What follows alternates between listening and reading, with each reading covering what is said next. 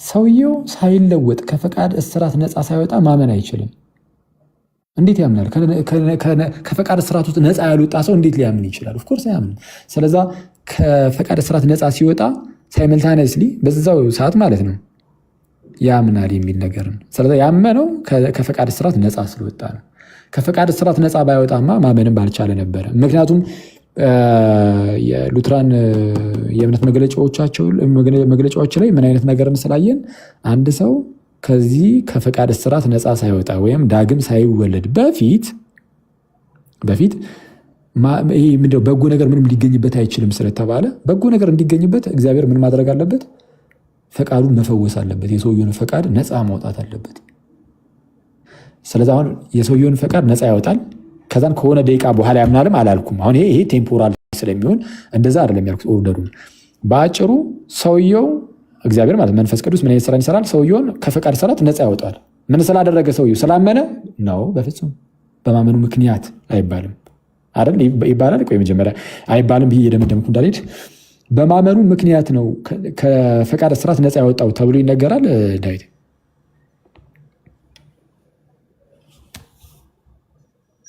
ኦኬ፣ እንትኑን እንለየው። አሁን ኮዙን የምንሰጠው ለምንድን ነው? ኢፌክቱን የምንሰጠው ለምንድን ነው? ኢፌክት እና ኮዝ የሚባል ነገር አለ። ኮዙን በምናይበት ሰዓት ለሪጀኔሬሽን ኢፌክት ነው። ይሄ ጀስቲፊኬሽንን እምነቱን የምንለው ነገር በሙሉ ኮዞች ናቸው። ስሩ ፌዝ ነው። ስሩ ፌዝ ጀስቲፋይ ይሆናል። ስሩ ፌዝ ሪጀኔሬሽን ይሆናል። ስሩ ፌዝ ሳንቲፊኬሽንን ያገኛል ብለን ነው የምናምነው። የመጀመሪያውን ግን ይሄ ኮንቨርሴሽን ላይ ያወራን ከሆነ እናንተ ኮንቨርሴሽን ላይ ያ ኃጢአተኛው ሰው ለሰማያዊው ነገር ሪስፖንድ ማድረግ የሚችልበት አቅም የለውም። ከጸጋ የተራቆተ ነው። በበደላችንና በኃጢአታችን ምክንያት ሙታነን። ሉተር እንዳስቀመጠው ቦንዴጅ ኦፍ ደ ዊል ውስጥ ነው ያለው። መልካም ነገር ለማድረግ የሚፈልግ መልካም ነገር ግን ማድረግ የማይችል አቅመ ቢስ ነው። ስለዚህ ምንድን ነው የሚያስፈልገው? ሆሊ ስፒሪት ቃሉን በሚንስ ኦፍ ግሬስ በኩል ቃሉ በሚደርስበት ሰዓት በውስጡ ኢንላይትመንት ይፈጠራል። ያ ፌትን አብሮ እንትን የሚለው ፌት በውስጡ እንትን ይላል ማለት ነው። ኢንላይትመንት በሚፈጠርበት ሰዓት ከዛ በኋላ ያለው ጋር ቅድም መጀመሪያ ላይ እንዳስቀመጥኩልህ ነው። ዩኒቨርሳል አይደለም፣ እንትን አይደለም፣ ኢሪዚስቲብል ግሬስ አይደለም። እኛ የምናምነው ሪዚስት ሊደረግ የሚችል ነው። እምቢ ማለት ይችላል። ሐዋርያቶችም እንዳቀረቡት ማለት ነው። እና እምቢ ማለት ይችላል። ግን አደሴም ታይም የሚከናወን ነው። በሰውየው ህይወት ውስጥ አደሴም ታይም የሚከናወን ህይወት ነው። ሲነርጀቲክ አይደለም። የእኛ ጀስት መዳንን በምናይበት ሰዓት የመጀመሪያው መዳን ድነናል በምንለው ውስጥ ሲነርጀቲክ ሳይሆን ሞነርጀቲክ በሆነ አስፔክት ነው የምንገልጠው።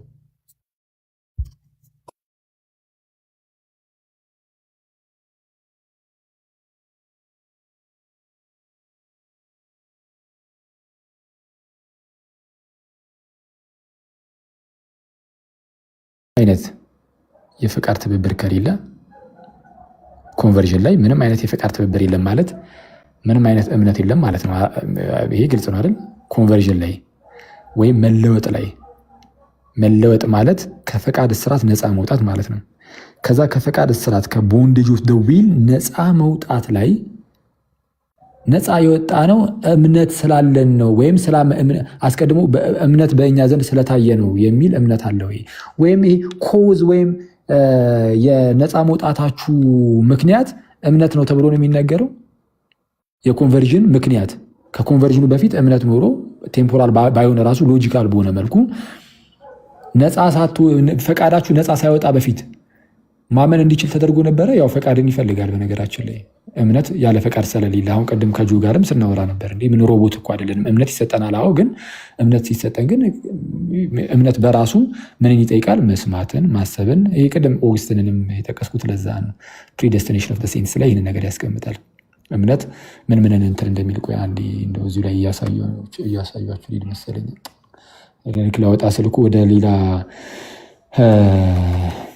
ፕሪዴስቲኔሽን ኦፍ አኪ አሳጥረው። እሺ ዴቭ ስራ ይገባል። እኔም ኋላ ልወጣ ነው። እኔም በጣም እውነቱን ለመናገር ብዙ ቆየን። እና ደግሞ እንትን ብናደርገው ጥሩ ነው። አካሄድ ላይ እንደተባለው ጥያቄዎችን አቅርብና ጥያቄና መልስ እያደረግን ነበር እኛም ራሱ። ከዛ ሚስ አንደርስታንዲንጎች ምናምን ስላሉ እነሱን ማጥረተን እንድንወርድ ፈጠን ብታደርገው ጥሩ ነው። እሺ ለምሳሌ አውግስቲን ኦን ዘ ፕሪዴስቲኔሽን ኦፍ ዘ ሴንትስ ላይ ቡክ 1 ቻፕተር 5 ላይ ቱ ቢሊቭ ኢዝ ቱ ቲንክ ዊዝ አሰንት ይላል። ማመን ራሱ ቻፕተር 5 ላይ ቱ ቢሊቭ ኢዝ ቱ ቲንክ ዊዝ አሰንት። አንድ ሰው ያምናል ተብሎ ግን ሳያስብ ሳያገናዝብ ምናምን እንደዚህ የሚባል ነገር የለም። ከግንዛቤ ውጭ ሊሆን አይችልም። ግን ይህንን ነገር ሁሉ ነገር ግን የሚሰጠው ራሱ እግዚአብሔር ነው እያለ ይናገራል። በእርግጥ አውግስቲን የሆነ ሰዓት ላይ ትምህርቱን ስለቀየረ ቅድም ስለተናገረ ያለው እንግዲህ አውግስቲን አስቀድሞ ስህተት ውስጥ ነበርኩኝ ብሎ ትምህርቱን ቀይሮ መጥቷል። ከፔላጂያን ኮንትሮቨርሲ በኋላ በተለይ አውግስቲን በሞት ሊለይ አቅራቢያ አካባቢ ጥቂት ዓመታት ሲቀረው 420 ምናምን ዓመተ ምህረት መጨረሻዎቹ አካባቢ ላይ ማለት ነው ሊሞት አካባቢ ላይ ትምህርቱን ቀይሯል። ሊሞት የተወሰኑ በጣም ጥቂት ዓመታት ሲቀረው እዚህ ጋር ቻፕተር 7 ላይ እንደምታዩት ቻፕተር 7 ላይ ምን ይላል? እሺ ታይትሉን ማለት ነው ምን አይነት ታይትል እንደተሰጠው ከታች አውግስቲን ኮንፌስ ዳት ሂ ሃድ ፎርመርሊ Augustine confessed that he had formerly been in error concerning the grace of God. ከእግዚአብሔር ጸጋ ጋር በተያያዘ ስህተት ውስጥ እንደነበረ አውግስቲን ኮንፌስ አደረገ፣ መሰከረ ብሎ ከታች የሚዘረዝራቸው ነገሮች አሉ። በጣም የሚገርመው ነገር እንደው እግዚአብሔር በጸጋው አዳነን ስንል ያለ እኛ ስራ ማለት ብቻ አይደለም። ኢቭን እምነቱን ራሱ እግዚአብሔር ራሱ ስለሆነ የሚሰጠን ምናምን ሙሉ በሙሉ ይሄ ሞኖርጂስቲክ የሆነ ቪውን እንደዛ የሚመስል ነገርን ያስቀምጣል። ጸጋ ብቻ የሚለው የፕሮቴስታንት ትምህርት አውግስቲን በኋላ መሞቻው እድሜ ሊደርስ ሲል ይሄ ቀየርኩት ብሎ የመጣውን ትምህርት እሱን የሚመስል ነገር አለው። አክቹዋሊ ቀስ በአንድ አይደለም የሚቀየረው፣ ቀስ በቀስ እየቀየረው ነው የመጣው በተለይ ከፔላጂያን ኮንትሮቨርሲ በኋላ እና አሁን ይህን ነገር ያነሳሁት ለምን መሰለ?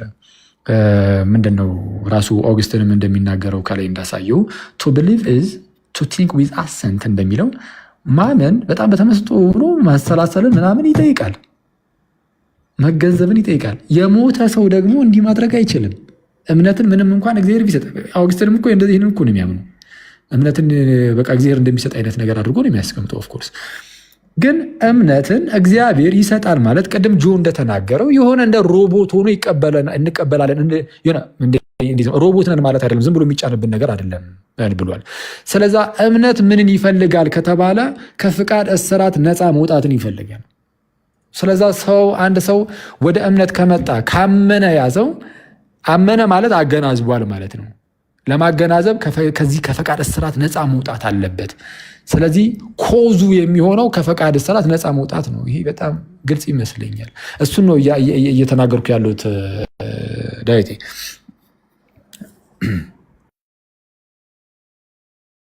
እኔ የምለው ግን እምነት ስጦታ እንደሆነ ነው የምታምኑት ወይስ አይደለም? እናንተ በምትሉት መልኩ አይደለም። ምክንያቱም እናንተ በምትሉት መልኩ ከሆነ አሁን እምነት ስጦታ ነው ቢል አንድ ሰው ለምሳሌ ማለት ነው። ለምሳሌ ቅዱስ ዮሐንስ አፈወርቅ ምን አይነት ነገርን ያስቀምጣል? ኤፌሶን ምዕራፍ 2 ቁጥር 8 ጀምሮ ጸጋው በእምነት አድኗችኋል፣ ማንም እንዳይመካ ከስራ አይደለም፣ ይህም የእግዚአብሔር ስጦታ ነው እንጂ ከእናንተ አይደለም እያለ ይናገራል። ጸጋው በእምነት አድኗችኋል፣ ይህም ከእግዚአብሔር ነው እንጂ ከእናንተ አይደለም እያለ ይናገራል። አንድ ሰው ለማመን ራሱ ምን ያስፈልገዋል? ለማመን አንደኛ የሚታመነው ነገር እንደው ሲያምን የእግዚአብሔር ጸጋ ያገኝ የለ አንዱ የእግዚአብሔር ጸጋ ሲጀምር መኖር አለበት። የእግዚአብሔር ጸጋ ከሌለ አመነ አላመነ ምን የሱ እምነት ምን ሊፈይድ? ቢያምን እንኳን አምናለሁ ብሎ ቢነሳ ራሱ ያ እምነቱ ሊያድነው ይችላል? ጸጋው ከሌለ ምኑ ያድነዋል? ጸጋው እኮ ነው በእምነት አድኗቸዋል የተባለው። ስለዛ ጸጋ ያስፈልጋል።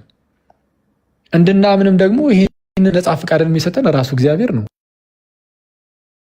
ተብሎ ቢነገር እንደዚህ ክርስቲያናዊ በሆነ መልኩ ኦርቶዶክሳዊ በሆነ መልኩ ከተረዳ ነው ችግር አይኖረውም። አሁን አውግስቲኒያን የሆነውን ወይም ደግሞ በእናንተ ዘንድ ያለውን ግን ዴቭ እምነትን ይሰጠዋል የሚለው ግን ከምን የሚመነጭ ነው? ሰውየው ሲጀመርም ማመን አይችልም ነፃ ፈቃድ ስለሌለው። ስለዚህ እግዚአብሔር ይሰጠዋል ነው። እንደዛ እኛ እናምንም፣ መጽሐፍ ቅዱስም እንደዚህ አያስተምርም ብለን ነው የምናምነው። የክርስቲያን አባቶችም ከኦግስትን በፊት ኦግስትንም የሆነ ሰዓት ማሳቡን የቀየረው ከሱ በፊት እንደዚህ ያለ ትምህርትን አስተምረዋል ብለን አናምንም። አሁን እናንተ በምትሉት መልኩ ከሆነ መጀመሪያ ባልኩ መልኩ ከሆነ ግን ኦርቶዶክሳዊ በሆነ መንገድ እንደዛ መረዳት እንችላለን። እንደዛ ነው ዳዊቴ። ይሄ አሁን ቅድም ያልከው እምነት ራሱን ለማመን ሰውየው ማሰላሰል አለበት እንትን ማለት አለበት ያልከው እሱን ስራ አድርገህ ነው የምትወስደው? ስራ ማለት አልገባኝም። ፈቃድን የሰው ስራ አድርገህ ነው የምትወስደው? አኩስ የሰው ስራ ማለት ምን ማለት ነው? በራሱ ያለምንም ያለ እግዚአብሔር አጋዥነት ብቻውን እንደዚህ ሰውየው እንትን ይላል ነው ይታተራል ነው ያ ማለት ያንን እንትን ማድረግ ይችላል፣ ኮላብሬት ማድረግ ይችላል። የእግዚአብሔርን እርዳታ እኛ ወደ ጎን እያደረግን አይደለም። እዚህ ላይ በደንብ ጥንቃቄ ማድረግ አለብን። የእግዚአብሔር እርዳታ አለ፣ ግን እርዳታው ምንድን ተባለ የሆነ እንድናምን ይመራናል እንጂ ከማመናችን በፊት ግን በክርስቶስ የተሰራውን የማዳንን ስራ ለእኛ በመስጠት ይለውጠናል ማለት ግን አይደለም። ያለ እኛ ዳንን ሲባል በእናንተ ሳይድ ዊዛውት ኤኒ ሜሪት ወይ ዊዛውት ኤኒ ሂውመን ሜሪትስ ተብሎ ሲነገር እምነትንም ጨምሮ ነው። በነገራችን ላይ ዊዛውት ኤኒ ሂውመን ሜሪትስ ኦግስትንም እንደዚህ ይላል። በነገራችን ላይ ኦግስትንም ዊዛውት ኤኒ ሂውመን ሜሪትስ እምነትን ጨምሮ ፌዝን ጨምሮ ያለምንም ከሰዎች ከሆነ ያለምንም ነገር እንዲሁ ጸጋው አዳነን አይነት ነገር አለ። ጸጋው እንዲሁ ሲያድነን ሎክ ይለውጠዋል፣ ሰውየውን ይለውጠናል የሚል ትምህርት አለ። ይለውጠሃል፣ ስለዚህም እንድታምን ደግሞ ያደርግሃል። እንደዛ አይደለም። ነፃ ፈቃድ ኦልሬዲ ስላለ ነፃ ፈቃድ ኤክሰርሳይዝ እንድታደርግ ያግዛል፣ ይረዳሃል። በቃ ይህን ነው እኛ እገዛውን። ይህ አንዳንድ ሰዎች ፕሪቪኔ ግሬስ የሚሉት አለ አይደለ? ግን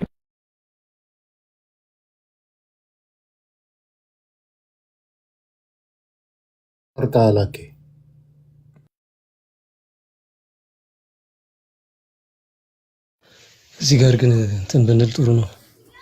ያ አኪ ተቋርጧል። ጥያቄና መልስ ሰውየው ቁጥጥር ውስጥ ተቋርጠህ ነበር። አኪ ተቋርጠህ ነበር። እሺ ጎርጎርዮስ ዘኑሲስ እንደሚናገረው እግዚአብሔር ይላል። ጎርጎርዮስ ዘኑሲስ ሲናገር እግዚአብሔር ሰውን ፈጠረ ዘን ሙሉ በሙሉ በዛ በሰውየው ቁጥጥር ውስጥ እንዲሆን ደግሞ ፈቃድን ሰጠው ይላል። ፈቃድን ሰጠው ካለ በኋላ ጎርጎርዮስ ዘኑሲስ ማለት ነው በምንም ነገር የማይታሰር ነው ይላል። ፈቃድን በምንም ነገር የማይታሰር በሰውየው ቁጥጥር ስር ነው ይላል። ስለዛ ፈቃዳችን ኢንታክት ነው። አይ ሚን ኢንታክት ነው ስል ምንም ነገር አልተጎዳም እያልን ሳይሆን ግን ሊጠፋ ግን አይችልም፣ አይጠፋም። ነፃ ፈቃድ አይጠፋም። ከጸጋ ስለተራቆትን ከጸጋ የተራቆተ ሰው ሊድ የሚያደርገው ይሄ ወደ እግዚአብሔር የሚመራውን ያንጻ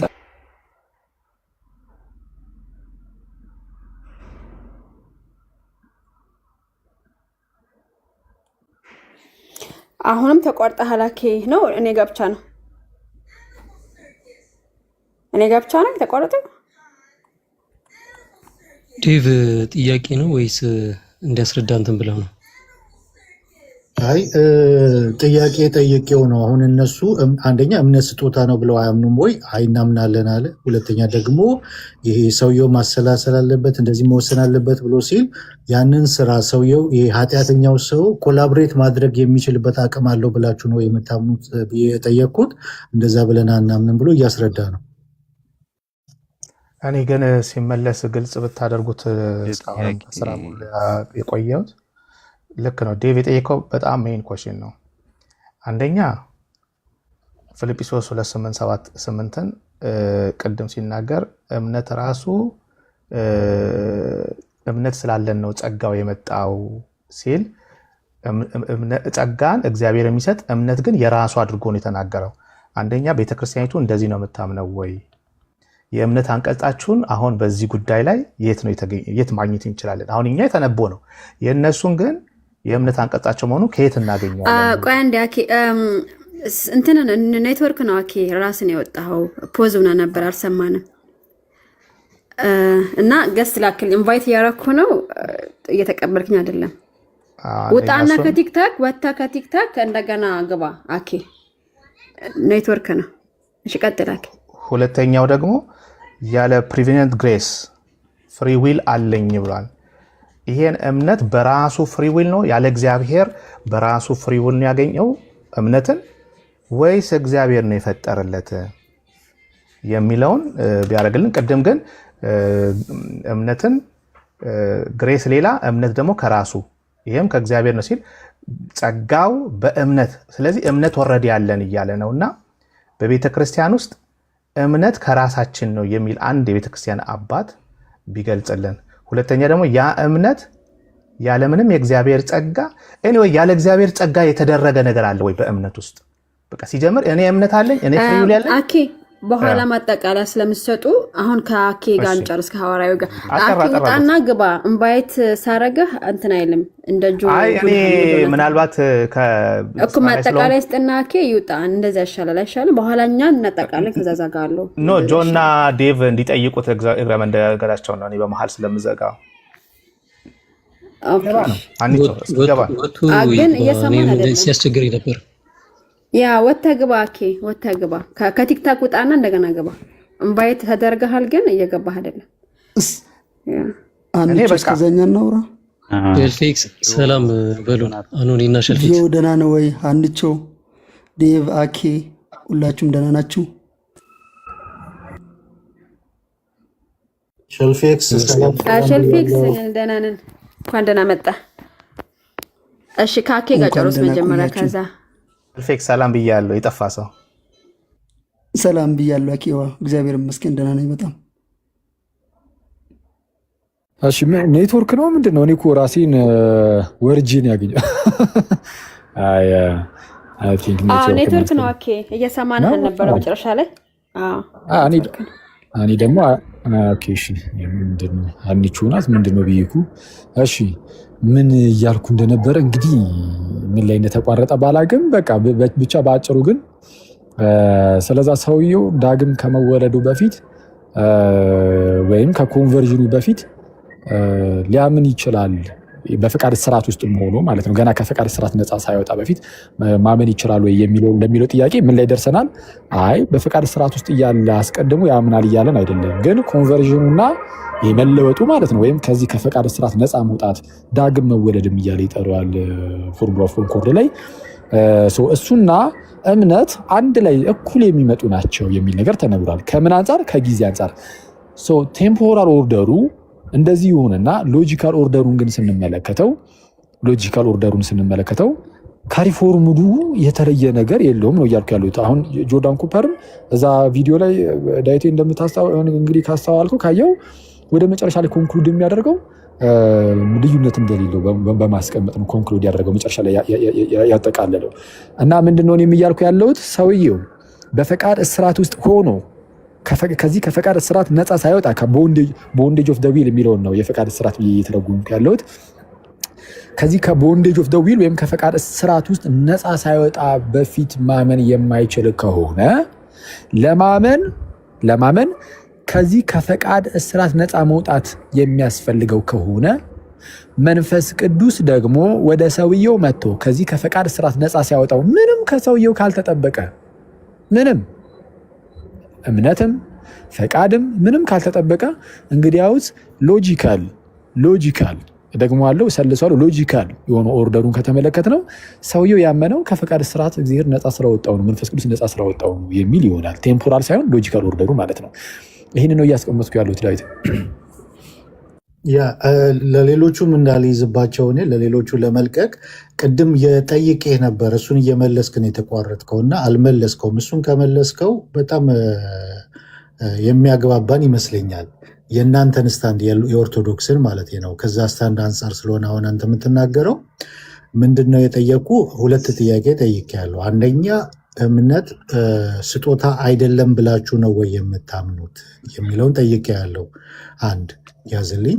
ሁለተኛ ደግሞ ያ በመልካም ነገር ለማድረግ አቅም የሌለው በቦንዴጅ ውስጥ ያለ መልካም ነገር ማድረግ መፈለግ እንጂ የማድረግ ብቃቱ የሌለው ኢቭን ይሄ ኮንቨርት ለማድረግ ከመንፈስ ቅዱስ ጋር የሱን ኮላቦሬሽን ወይም ደግሞ የሱን እሺ ማለት ወይም ደግሞ የሱን ትብብር ይፈልጋል ወይ? ማድረግስ ይችላል ወይ?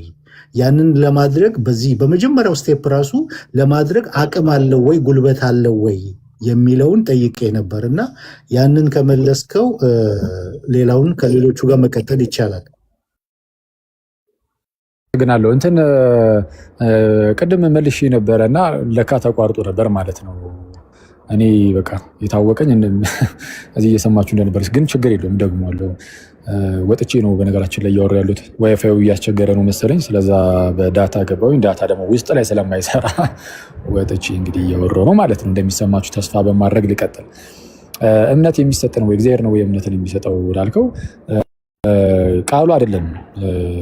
ቅድም ስል የነበረው ምንድነው እንግዲህ የሰማችሁ ሰዎች ካላችሁ ድጋሚ ሊሆንባችሁ ነው። ግን ቃሉ አይደለም ለእኛ ትልቁ መከራከሪያችን። እግዚአብሔር እምነትን ይሰጣል ተብሎ ቢነገር ከምን አንጻር የሚለውን ከተረዳ ነውና ኦርቶዶክሳዊ በሆነ ክርስቲያናዊ በሆነ መረዳት ካየነው ችግር አይኖርበትም። ለምሳሌ ብዬ እነ ቅዱስ ዮሐንስ አፈወርቅን ጠቅሼ ነበር። ቅዱስ ዮሐንስ አፈወርቅ ለምሳሌ በኤፌሶን መልእክቱ ምዕራፍ 2 ላይ ያለውን ሲተረጉም ኤፌሶን ምዕራፍ 2 ቁጥር 8 ጀምሮ ያለውን ጸጋው በእምነት አድኗችኋል፣ ይህም ከእናንተ አይደለም የእግዚአብሔር ስጦታ ነው እንጂ ይላል። ልክ ይህም ከእናንተ አይደለም የእግዚአብሔር ስጦታ ነው እንጂ ጸጋው ያዳናችሁ አዎ በእምነት ነው።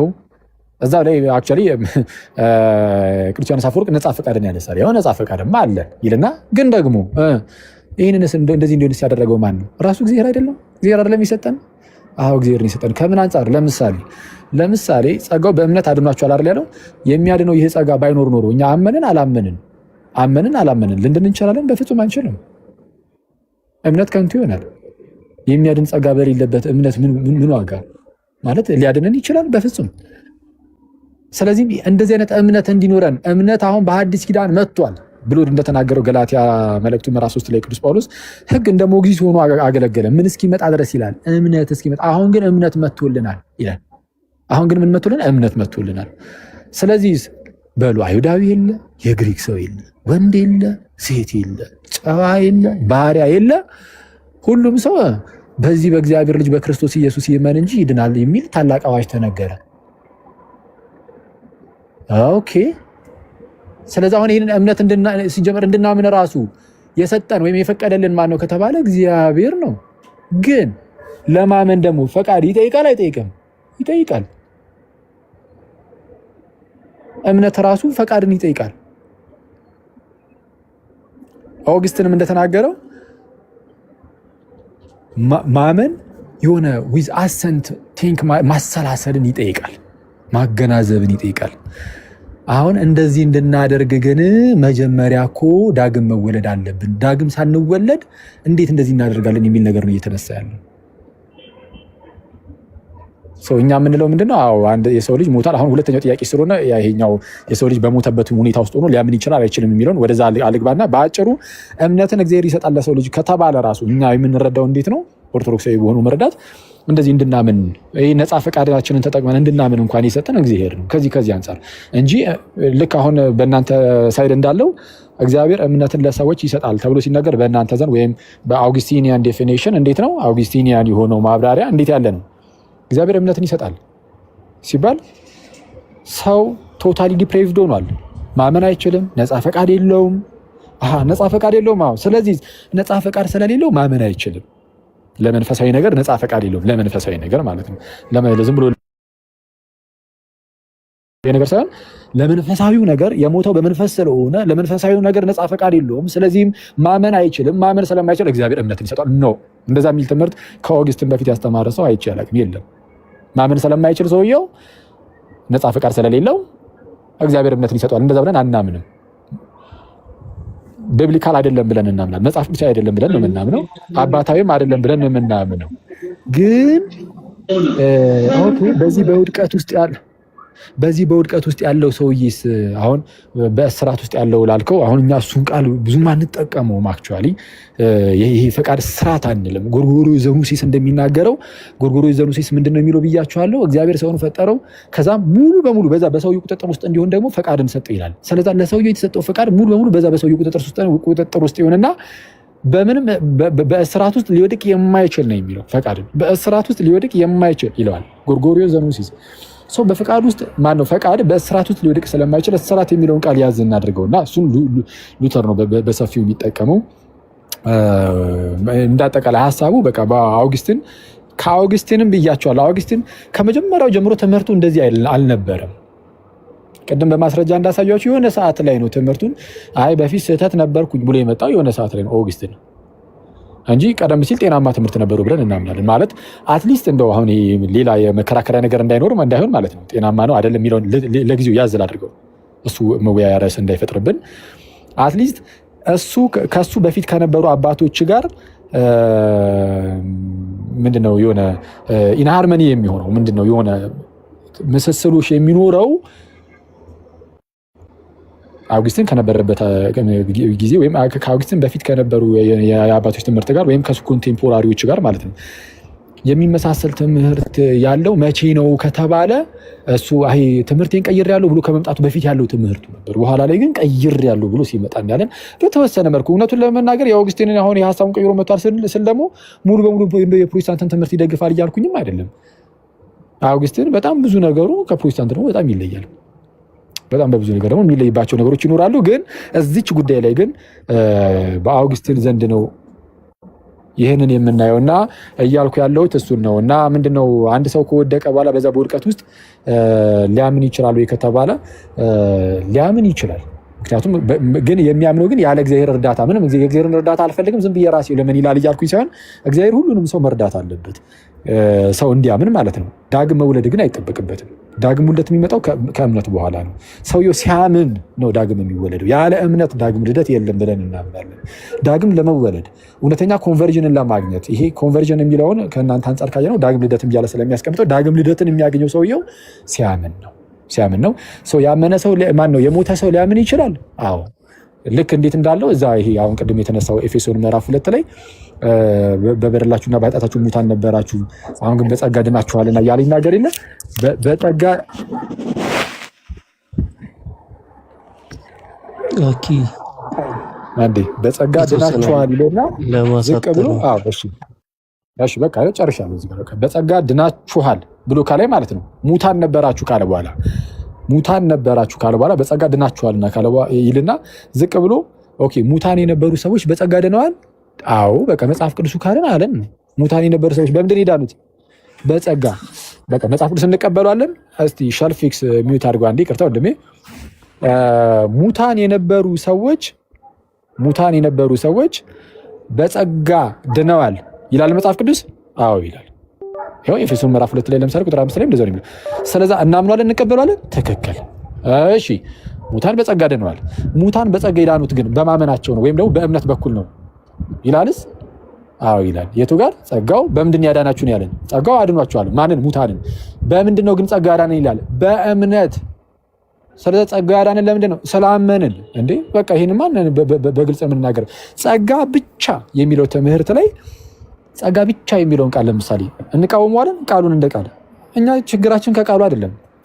ጸጋ ብቻ የሚለውን ቃሉን አይደለም፣ ቃሉ ላይ አይደለም ትኩረታችን። ለምሳሌ አንድ ሰው ተነስቶ ጸጋ ብቻ ሲል አይ ከእኛ ምንም ስራ ሳይጠበቅ እኛ ሳንሰራ መልካም ስራ ከእኛ ሳይታይ እንደው በቃ አምነን ወደ ጥምቀት ውሃ ውስጥ ስለገባን ብቻ በቃ ዳንን። አምነን ወደ ውሃ ጥምቀቱ ስንገባ እግዚአብሔር ጸጋውን ሰጥቶን እንደው ዳግም ወለደን ቢል አንድ ሰው ስለዛ ያለ እኛ ስራ ለማለት ጸጋው ብቻ ቢል ምን ለማለት?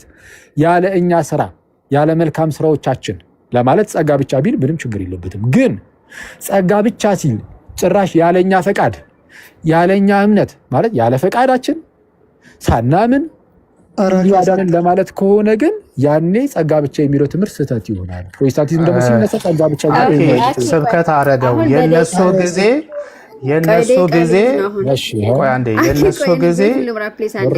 የሶር ነው እያለ አሁን የሶር ኖት ነው የተጠየኩት። ቁጭ ብለናል። ደቂቃ ይዛለሁ። በደቂቃ ነው የምታወሩት። ዴቭ አንተ አሁን አኪ ያወራውን ያክል አውራና ዴቭ ከዛ ደቂቃ ይዛለሁ። እኔ 2-3 ደቂቃ አስቀምጣለሁ። እንደዛ ይሻላል። ዴቭ ቀጥል።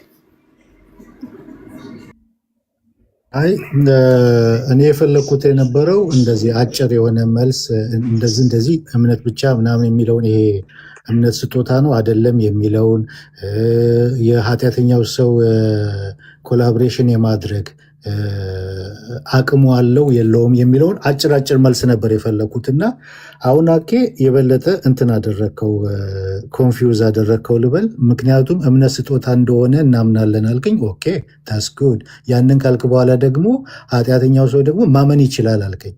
ኦኬ ኃጢአተኛው ሰው ማመን ከቻለ ለምን እምነት ስጦታ መሆን አስፈለገው የሚለውን ጥያቄ ያስነሳል።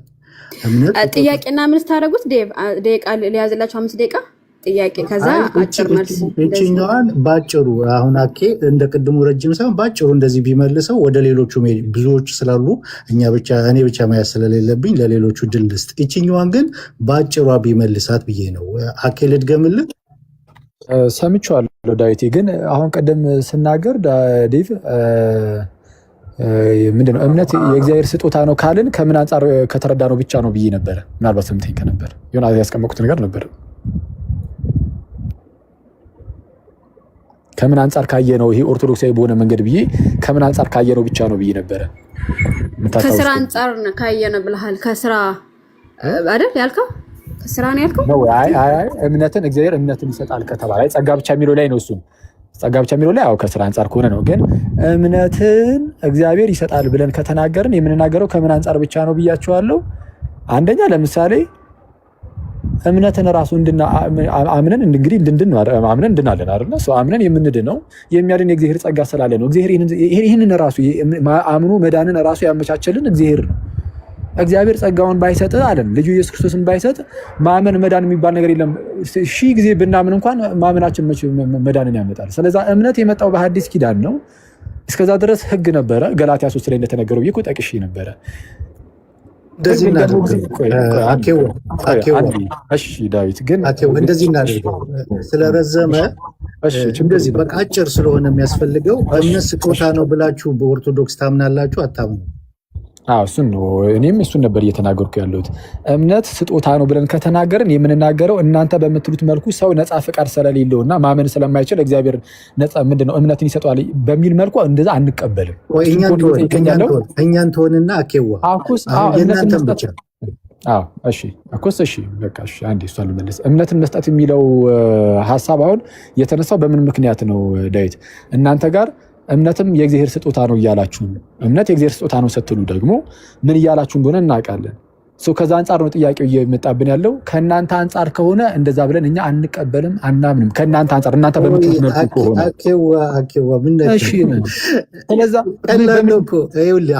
የእናንተን ነው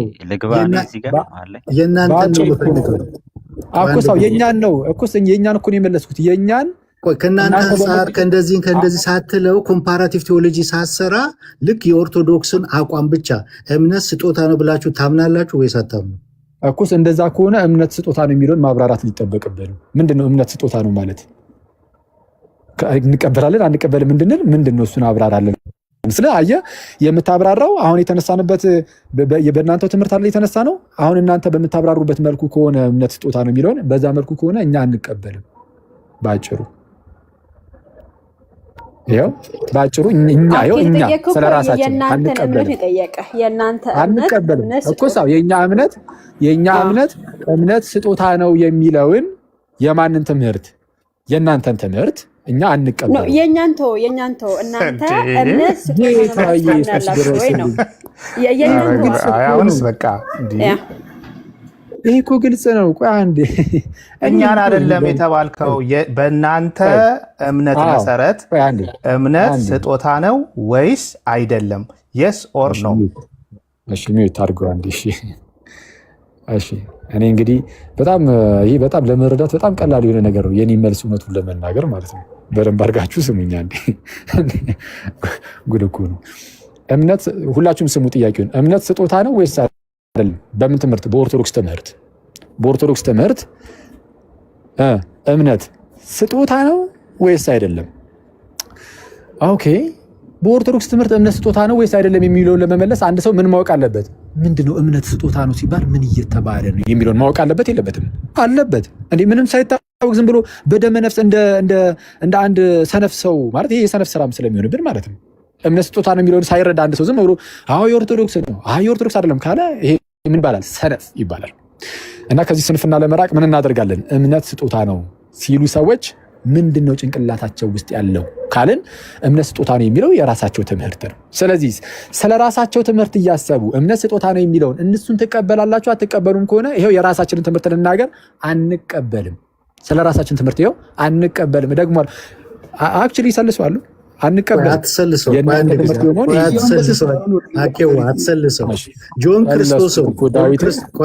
ጆን ክርስቶስን ባስቀመጠበት መንገድ እምነት ስጦታ ነው ብለህ ትቀበላለህ ወይስ አትቀበልም?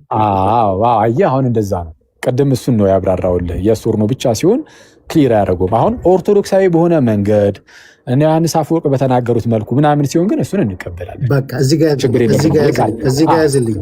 የቃላት ጦርነት ውስጥ አይደለም። እዚህ ጋር ያዝልኝ። እንቀበላለን። ኦኬ። ኃጢአተኛው ሰው እምነት በስጦታ መልኩ ባይሰጠው ማመን ይችላል ወይስ አይችልም?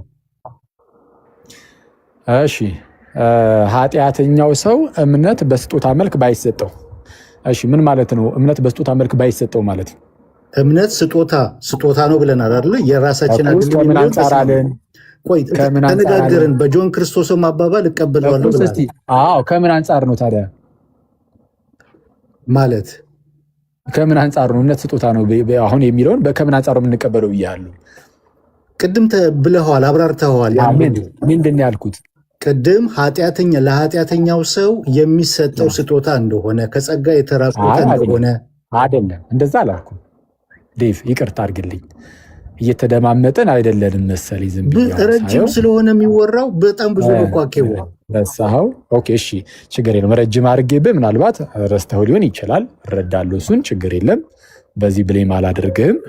ያልኩት ምንድን ነው መሰለ፣ ገና ከጅምሩ አልኩኝ። አሁን እኔ እኮ ገላትያ 3 ምስጠቅስ ስለነበረ ትረሷል ብዬ አልጠበኩም ነበረ።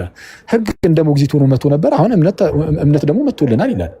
ስለዚህ አሁን በአዲስ ኪዳን ያለው ምንድን ነው ከተባለ ወደ እግዚአብሔር መቅረቢያችን እምነት ነው። በአጭሩ እንደዛ ነው በነገራችን ላይ። ስለዚህ ወደ እግዚአብሔር መቅረቢያችን እምነት ነው። ስለዚህ በእምነት በኩል ሁላችሁ የእግዚአብሔር ልጆች ናችሁ ብሎ እንዲናገር፣ በእምነት በክርስቶስ በኩል የእግዚአብሔር ልጆች ናችሁ ብሎ እንዲናገር ገላትያ 3:26 ላይ ማለት ነው። ስለዚህ አሁን እምነት መጥቶላችኋል። ስለዚህ አሁን እምነት እንድናምን ራሱ አሁን በአዲስ ኪዳን ሰዎች እንዲያምኑ ራሱ እንደዚህ አይነት ይህንን እድል ያስቀመጠልን ይህንን እድል የሰጠን እንድንድን ማመን እንድንችል ያደረገን ማን ነው? እግዚአብሔር ነው። ከዚህ አንጻር ነው ስጦታ ካለን የምንለው እንጂ ነፃ ፈቃዳችንን አቶ የሆነ የኃጢአተኛው ሰውዬ ነፃ ፈቃድ ስለሌለው ማመን ስለማይችል እግዚአብሔር እምነትን ዝም ብሎ ውስጡ ላይ ይፈጥርበትና በቃ አምናል ቡም። እንደዛ አይደለም። እንደዛ ብለን አናምንም።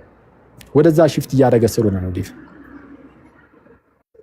በቃ ወደ ሌሎቹ ላስተላልፈ። እኔ አጭር ነበረ ጥያቄ። ሁለት ነገር ስለተናገርክ ቅድሙ ላይ አንደኛ እምነት ስጦታ ነው የሚለውን ብለ እንደገና ደግሞ ኃጢአተኛው ሰው ማመን ይችላል የሚለውን ሁለት ኮንትራዲክት የሚያደርግ ነገር ስለተናገር ያንን ክሊር እንድታደርገው ነበረ።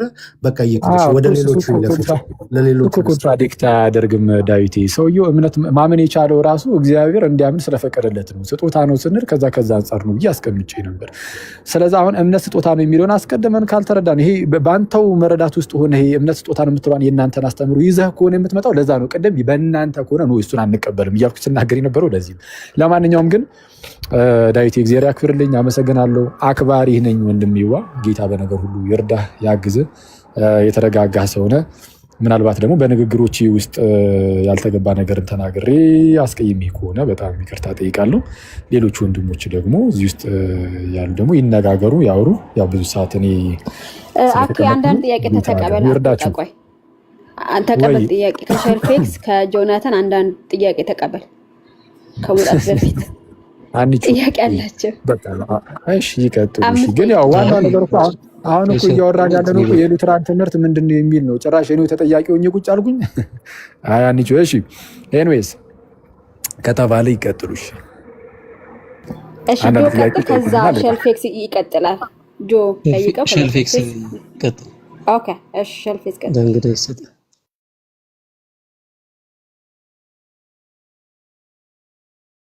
ሚውት ነህ ያወራኩ አንቺ ሰማለሁ። ትሰማለህ? ትሰማለህ? እሺ ጥያቄ ነው፣ ቀጥታ ጥያቄ ነው ወይስ የተወሰነው ነገር ልበል? ምንድን ነው አና የተወሰነ ነገር የምትለው አንቺ ከወጣ በኋላ ሰፋ ያለ ያወራ ነገር ስለነበረ ምናልባት ብዙም ጊዜም ደጋግሞ የሚያነሳ ፖይንት ስለሆነ እሱን የተወሰነ 1-2 ደቂቃ ልበልና ከዛ በኋላ ጥያቄ ልጠይቅ። ይሄን አኬ ነው የሚወስነው። ትቆያለህ? አኬ ነው ጥያቄ ብቻ አይ በቃ ጥያቄ ያለው ሰው ካለ እሱንም ያው አንቺ ስላልሽኝ ነው እንጂ እውነቱን ለመናገር እናንተንም አይደለም ልጠይቅ። እሺ ችግር የለውም ችግር የለውም። እሺ በአጭሩ ጥያቄ አስቀምጡ። በፕሮቴስታንት ቲዮሎጂ ከእምነት በፊት የሚመጡ ነገሮች አሉ። እነሱን ትንሽ ከኮንፌሽናል ምናልባት የሉተራና ከምን በፊት በሉተራና ከእምነት በፊት እምነትን መቅደም ያለባቸው የጸጋ ውጤቶች አሉ። እምነትን ፕሪሲድ የሚያደርጉ እነዛን አጠቃላይ ለምሳሌ ላይትኒንግ ወይም ደግሞ አብርሆት የምንለው አለ። ቀጥሎ ደግሞ የልብን የስጋ ልብን መስጠት፣ የፈቃድ ሪኒዋል ያለን ብዙ ነገሮች ልንጠቅስ እንችላለን። ስለዚህ አጠቃላይ ሪጀነሬሽን ተብሎ የሚጠራው ወይም ደግሞ ኤፌክቹዋል ኮሊንግ ተብሎ የሚጠራው የፈቃድ መታደስ፣ የአእምሮ ለውጥ ወይም ደግሞ የልብ አዲሱን ልብ ወይም ደግሞ የስጋ ልብ መስጠትን ነው። ስለዚህ በዚህ ከሆነ ከእምነት በፊት በእናንተ ቴዎሎጂ አብርሆት ይሁን የፍቃድ መታደስ ይሁን ወይም ደግሞ የእውቀት ኤንላይተኒንግ ከእምነት በፊት ይቀድማል ወይስ አይቀድምም ብላችሁ ነው የምታምኑት? ብዙ ጊዜ እንን ስለሆነ በእኛም ቴዎሎጂ የምትስተው። እሺ አጠር አድርጌ ለመመለስ እሞክራለሁ። በመጀመሪያ ደረጃ በፕሮቴስታንት ቴዎሎጂ ብሎ ወንድማችን ሸልፌክስ ያስቀምጠልን ነገር አለ። በፕሮቴስታንት ቴዎሎጂ እምነትን የሚቀድሙ ነገሮች አሉ አለን። ሰምታችሁ ያሉላችሁም እምነትን የሚቀድሙ ነገር ምንድን ነው? የልብ መታደስ ወይም የፈቃድ መታደስ ሚኒንግ ሰውየው የፈቃድ ስርዓት ውስጥ ስለነበረ ከፈቃድ ስርዓት ነፃ መውጣት እና መሰል ነገሮች ኢንላይት እንደመሆንና የተለያዩ ነገሮችን ጠቀሰና አጠቃላይ ሪጀነሬሽን ብሎ ዳግም መወለድን ጠራ። ከእምነት በፊት በፕሮቴስታንት ቴዎሎጂ ውስጥ ከእምነት በፊት ምን ይመጣል? ዳግም ልደት አለን ወንድማችን። ከእምነት በፊት ምን? ዳግም ልደት። አይ ዳግም ልደትን ቆይ ተርሙ ሰፋ ስለሚል እሱን አልተጠቀምኩም። ሪጀነሬሽን አልክ። ሪጀነሬሽን ማለት ዳግም ልደት ነው። ሶስቱም ብቻ ቢያንስ ሶስቱም የእውቀት ላይ ተንድሞ በትክክል ላቀርብና የእውቀት ላይ አልፈቅድልህም። አና ይኸው ጥያቄን ያቀረብኩኝ ነው። ሶስት ነገር ለመበጥበጥ ነው የመጣኸው ማለት ነው። አይ ለመበጥበጥ አይደለም። ጥያቄን ለምንድን ነው ጥያቄን እየጠየቅኩ ነው። ሪጀነሬሽን ሰፋ ያለ ስለሆነ ስለዛ እኔ መጨቃጨቅ አልፈልግም። ለምን ትላለህ? እኔ ጥያቄን እኮ የጠየቅኩ በትክክል ስማና ጥያቄ አይደለም ከእምነት በቃ ሸልፌክስ ይሰማል ወዳጅ። እናንተ ተማማሩ። በቃ እኔ ለጭቅጭቅ አልመጣሁም፣ ለንትርክ አልመጣሁም። የሆነ ነገር አይደለማ ተው በቃ ጠየከኝ። ጥያቄን ይዤ አንዴ ሪጀነሬሽን ሰፋ ያለ ስለሆነ ኧረ እባክህን አንዴ ወዳጅ በቃ ቀጥሉ። እኔ እንደዚህ አይነት ጭቅጭቅ አልፈልግም። በቃ በጌታ በኢየሱስ ከጠየቅ ሲመለስልህ ስማ። መሀል ላይ ትገባና እሱን አቁም ትላለህ። እኔ ልግባ አንቺ ቆይ አንዴ እሱ ጠይቋል አለ እሱ ጠይቋል። አንድ መልስ አሁን ፈቃድ ስጭኝ አክሊል። ቆይ አንተ እንኳን ደቂቃ ላስቀምጥላችሁ አይደለም። እሱ ኦልሬዲ ጠይቋል። እሱ ኦልሬዲ ጠይቋል። አንድ ሰዓት ስታወራ ቆይተው 30 ሰከንድ ምንድን ነው? ኧረ ተው አክሊል ተው። ለዚህ እኮ እኔ ጊዜ አልተረፈኝም። በሉ እናንተ ሂዱበት። እኔ እንግዲህ መማማር ያለብኝ ይህንን ነው። ስትያዝ አንድ ሰዓት ሁሉ ስትያዝ ይላል። ሀኒቾ ለምንድን ነው እሱን እስቲ ሚዩት ለምንድን ነው የማታስደርጊው? ማለት ወይ ዝም ብለሽ ነው ጥያቄውን ማስተካከል ይችላል እኮ ምን ችግር አለ? ጥያቄውን አስቀምጥና ሸልፌክስ ጥያቄውን አስቀምጧል። ኦኬ ጥያቄውን አስቀምጧል። መመለስ ጀምር። ለምን ጥያቄ ነው ላስቀምጥ። ሰው እኮ ይታዘባል። ሀኒቾ ከዛሬ በኋላ አንቺ ቤት እኔ አልገባም፣ ጌታ በሚያውቀው ማለት ነው። ምክንያቱም ፌር አይደለም። ማየውስ ጌታ በሚያውቀው ፌር አይደለም። ስለዚህ እስካሁንማ ሰላም ነበር። ነው በጥባጭ መጣ ማለት ነው። ጌታ በሚያውቀው ስታጨርብር ስለነበር ነው። ይኸው እስኪ አሁን አንተ ይሄንን መልስ ለማናገር ሸልፌክስ ይግባ በመሀልሽ ምን አልክ? አንተን ነው አኪ ትክክል ጥያቄ ጠይቀህ አኪ እየመለሰ ነው። ከጨረሰ በኋላ ግባና አይ እኔ እንደሱ አልነበረም በለው። ኦልሞስት የጠየቀውን ነው እየሄደበት ያለው። አትግባበት። እስማ እሺ ሚውት አድርገውና ልቀጥል። ፓስተር አሌክስ አልገባህም ነገሩ ምን መሰለህ? በሉ ቻው ቻው ቻው። እየሰማው ነው ለመሆን ይሁን 15 ሰከንድ ስጭኝና ከዛ እሱ ያውራ። ይኸው 15 ሰከንድ ግን አይደለም በጥያቄና መልስ ፓስተር ቆይ ረፍ ወንድ እርሶ ቆይ ፓስተር እርሶን አልጠይኩኝም።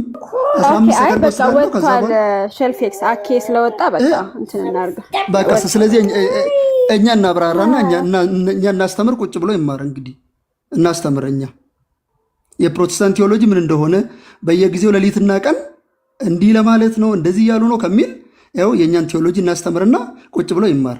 ስለዚህ ሀና የምትፈቅጅልኝ ከሆነ 1 2 3 ደቂቃ ወስድና እስካሁን እሱ 1 ሰዓት ሲያወራ የነበረውን የእኛን ቴዎሎጂ በግልጽ ላስተምር።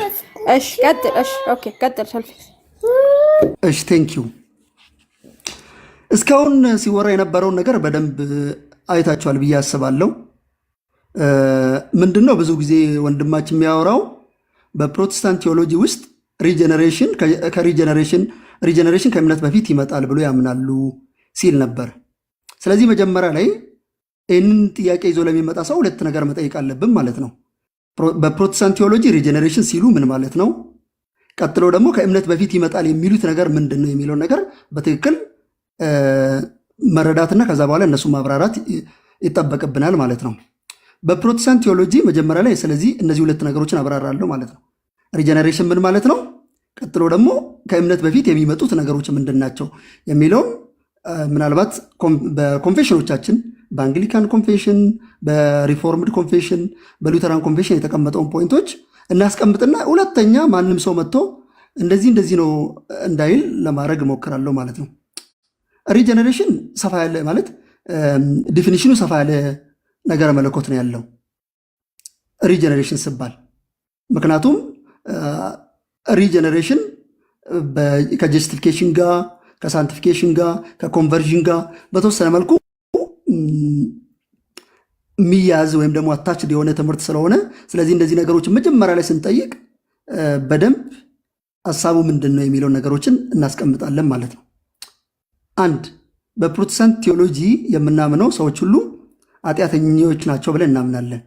ኃጢአተኞችን ብቻም ሳይሆን ሙታን ናቸው ብለን እናምናለን። ሙታን ደግሞ ስንል ፈቃዳቸው፣ ማስተዋላቸው ሁሉ ከእግዚአብሔር የሆነው ነገር ሁሉ የራቁ ናቸው ብለን እናምናለን። እግዚአብሔር መጥቶ ማስተዋላቸውን ካልቀየረ፣ ፈቃዳቸውን ካላደሰ፣ ያ ድንጋያማ የሆነውን ልባቸውን በመንፈስ ቅዱስ አማካኝነት ሰርጀሪ አርጎ አዲሱን ልብ ኢምፕላንት ካላረገ ሰዎች በምንም መንገድ ሊድኑ ይችላሉ ብለን አናምንም። ስለዚህ ምንድነው መጀመሪያ ላይ ያለነው ሰው ሙታን ናቸው ብለን እናምናለን። ሙት ሲሆን ደግሞ ፈቃዱም ከእግዚአብሔር የራቀ ነው፣ ልቡም ከእግዚአብሔር የራቀ ነው፣ አስተውሎቱና አእምሮው ከእግዚአብሔር የራቀ ነው ማለት ነው። ስለዚህ አሁን እኛ አንድ ሰው እነዚህን ወደ እምነት ሳይመጣ በፊት እነዚህ ነገሮች መጀመሪያ ላይ መሰራት አለባቸው ብለን እናምናለን። ይህንን የሪጀነሬሽን ልንለው እንችላለን። ግን ሪጀነሬሽን ሰፋ ያለ ፖይንት ስለሆነ ምናልባት ለምሳሌ በሪፎርምድ ቴዎሎጂ ኤፌክቹዋል ኮሊንግ እንለዋለን፣ ወይም ደግሞ ጥሪ የመንፈስ ቅዱስ ስራ የምንለው ነው። ስለዚህ ከእምነት በፊት ምን ይመጣል ከተባለ አንደኛ ፈቃዳችን ሪኒው መደረግ አለበት። ፈቃዳችን አንደር ቦንዴጅ ነው ያለው። ስለዚህ አንደር ቦንዴጅ ስለሆነ ፈቃዳችን ግዴታ የእግዚአብሔርን ሐሳብ እንዲያውቅ፣ የእግዚአብሔርን ፈቃድ እንዲያውቅ ፈቃዳችን ሪኒው መደረግ አለበት አንደኛ። ሁለተኛ ደግሞ የኛ እውቀት ወይም ደግሞ የኛ ማይንዳችን ዳርከንድ ነው፣ በጨለማ የሚኖር ነው። የእግዚአብሔር የሆነው ነገር ለእርሱ ሞኝነት ነው። ስለዚህ ይህንን ማይንድ እግዚአብሔር ምን ማድረግ አለበት? እላይተንድ መሆን አለበት። በምን? በክርስቶስ ኢየሱስ እውቀት እላይተንድ ማድረግ አለበት። በጨለማ ላይ ብርሃን ይብራ ያለው እግዚአብሔር በኃጢአተኛው ልብ ውስጥ ብርሃንን ያብራል፣ የእውቀት ብርሃንን ያብራል። ስለዚህ ሰውዬ ሙት ነው ካልን የሞተው ሰውዬ እውቀቱ ምን መሆን አለበት? እላይተንድ መሆን አለበት። እላይተንድ መሆን አለበት። ፈቃዱ ሪኒው መደረግ አለበት። ፈቃዱ አንደር ቦንዴጅ ነው ስላለን። ቀጥሎ ደግሞ ሶስተኛ ልብ ነው። ልብ እንደምታውቁት ልባችን የድንጋያማ ልብ ነበር በሕዝቅኤል የተነገረውና በኋላ በአዲስ ኪዳን መጽሐፍቶች ውስጥ በግልጽ ተደርጎ እንደተቀመጠው እግዚአብሔር የስጋ ልብን እሰጣቸዋለሁ ነው ያለው። ስለዚህ አንድ ሰው ሳያምን በፊት ምን መሆን አለበት? የስጋ ልብ መሰጠት አለበት። ልቡ መስተካከል አለበት። ልቡ መስተካከል አለበት። አእምሮ መስተካከል አለበት። እውቀት መስተካከል አለበት። ፍቃዱ መስተካከል አለበት። ከዛ በኋላ ይህ ሰውዬ መንፈስ ቅዱስ ደግሞ ኃጢአተኛ እንደሆነ ምን ማድረግ አለበት? ኮንቪክት ማድረግ አለበት። ኮንቪክት ማድረግ አለበት። ስለዚህ ኮንቪክሽን ለዚህ ሰው መጀመሪያ ይሰጣል። ከዛ በኋላ ሰውየው ያምናል ማለት ነው።